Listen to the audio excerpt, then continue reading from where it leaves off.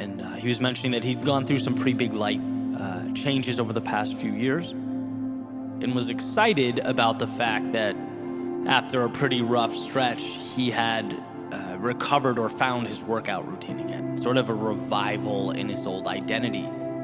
Because for context, he'd always been a pretty athletic guy growing up, but just like it happened to anyone, other things emerged and took priority, right? They swept in and, kind of consumed him for a period of time.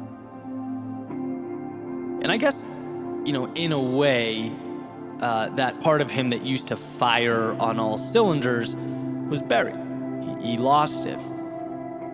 And so anyway, we're talking, and he's saying that he had been a little down, put on a little weight. And the struggle was, according to him, making time for fitness in his now incredibly busy life. He's got a toddler running around, a very time-intensive job. On top of that, he's remodeling houses. He's doing a lot. And this is the part that stood out to me. He said, Eddie, I've tried everything.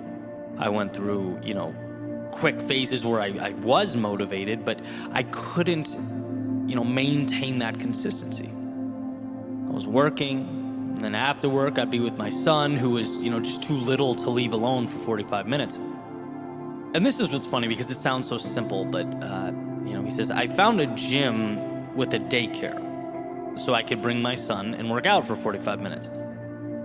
And that's when I was able to establish a routine, and that one action or decision allowed my entire life to get back on track, right? That was the rock I had to move, which is the phraseology that I want to focus on here. I think it's brilliant the way he said it.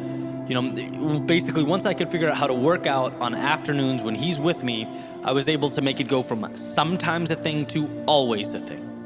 That was, again, the rock that had to be moved. And now I can clearly see from the conversation, right? The guy's happier, feels better about himself. And you know how it is when you're in that space, it starts to carry over into all aspects of life. And I'm thinking, this is so powerful, right?